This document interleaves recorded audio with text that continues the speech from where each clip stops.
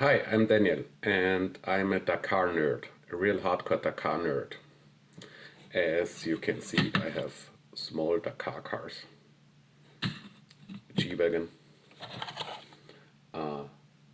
Range Rover Classic, and if you ask my grandma what was my first talk at high school, she would instantly still tell people that it was very hard for her to help me prepare a talk on the Rally Dakar when I was 11 years old. But kind of that's what interested me, and I still like it. And as an Austrian, we are very proud this year that an Austrian won the motorcycle category, and in 1997 another Austrian won the truck category. And so when RC4WD announced that they would distribute the truck from JD Models, I had to talk to them to get the box very soon. It's a huge box. And now we will remove the small cars from the desk because it really will need some space.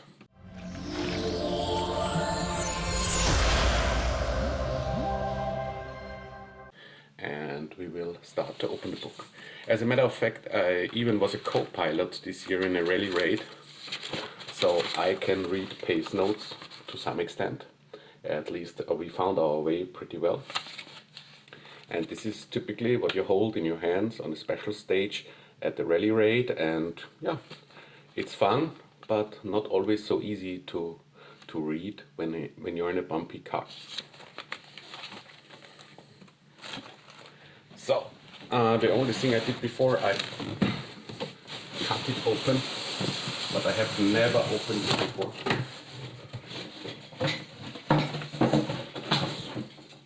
A huge box. And as you can see, the first thing we find is a sticker set and instructions, RC4WD branded instruction sheet. And the sticker set is, there's also instructions from JD Models. And I think it's interesting, especially when my Czech friends are listening, that yes, I know and RC4WD knows that there was never a Volvo, an exact branded Volvo running in the Dakar. Still, this car looks like a Volvo. It should look like a man to apply the exact stickers. But anyway, this is the first commercial Dakar race truck you can buy, and so I think it's a big step forward. So let's start to open the first compartment of the box. And in here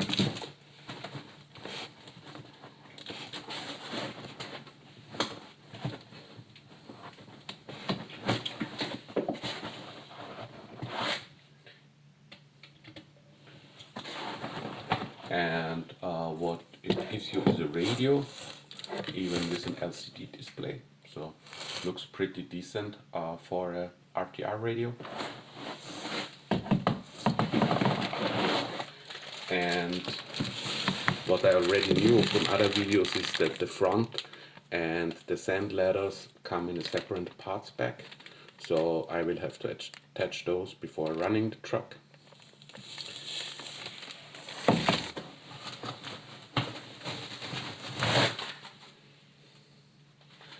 And the first glance on the truck.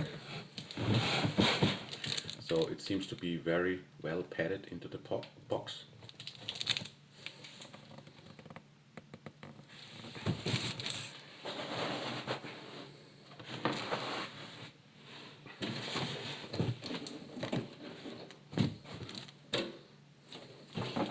Here you are, what you all waited for. The new Dakar truck distributed by RC4WD. So it's really hard to see my face, I guess, when we look at it. It's the first time I unpacked it. The front is plastic. The cap, it has this nice scale letters. Very cool feature, like a real off-road truck. Nice tires. They are not RC4WD, but some other type of tires. And because I know you all want to know, I prepared the caliper. And let's check roughly the size. So according to this, it's 100 millimeters. So there should be also other tire options that fit this truck. The tires seem to be of a proper compound for a semi. And now a view from the bottom. As you can see, it already has metal axles, metal central transfer case. Drive shafts are cold, so also metal and look very scale. The diffs have lockers that are attached to the shifting servo. So second gear, the diffs are open. First gear, the diffs are locked. It comes with dual shocks, front and rear, and a very scale leaf suspension, just like the real trucks have. The real trucks, the newer ones, also have a combination of both. They have leaf springs and springs on the dampers, so it's really cool setups. The rear of the truck is made from metal. What I find a bit interesting, and something I might want to change, is that there is a battery tray quite high up in the truck, when you got plenty of space underneath to mount it. So this is something I might look into. There's always ways to optimize it. The weight is 6.6 kilograms without batteries. I cannot test it because my scale stops at 5 kilograms, but we will try. So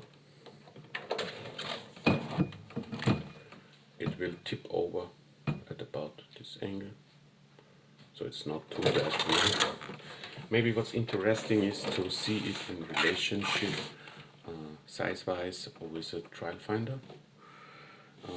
Maybe I have one around here.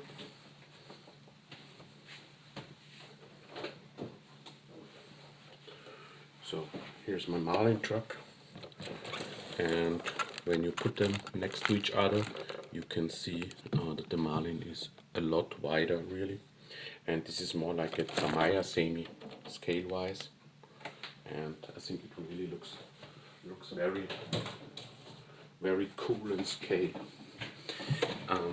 It's designed for 3S batteries, and I really like that they already have the XT60 connector in it. This is billet aluminium, very cool. And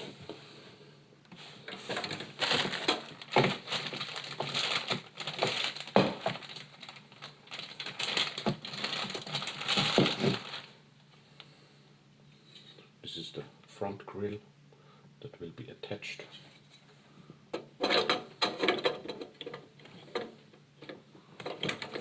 It's gonna look somehow like this when it's finished.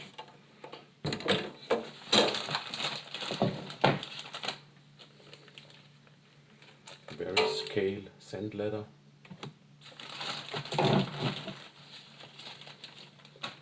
And additional lights and horns to go on the roof bar.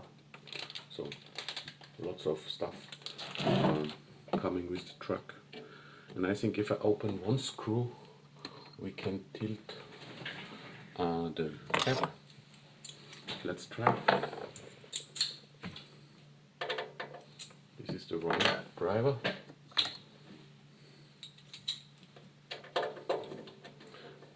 Say hi to my wife. Hi. Yet another toy truck. And here you can see the cab moved to the front like on a real truck, and most of the electronics is stored inside.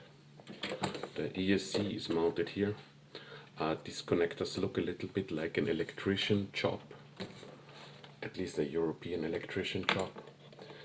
This is something I might to change because I'm not afraid of the soldering iron. My solders don't look very good, but I rather prefer soldered than this solution, I guess. Yeah, and I'm really amazed by the quality feel of all the parts. It's all metal, anodized aluminium for the frame rails, very solid bridge inside here. So from what I have seen at the moment, this seems to be a pretty good deal, and it will be really interesting to see how it handles off-road, because I was always a little bit staying away from semis because I really think it's boring to have a two-wheel drive semi that gets stuck at the most easy of all dirt parts you find. So this should do pretty well on gravel, I guess. I don't think it's a crawler like a scalar or so, but it should do pretty well off-road from what I can tell.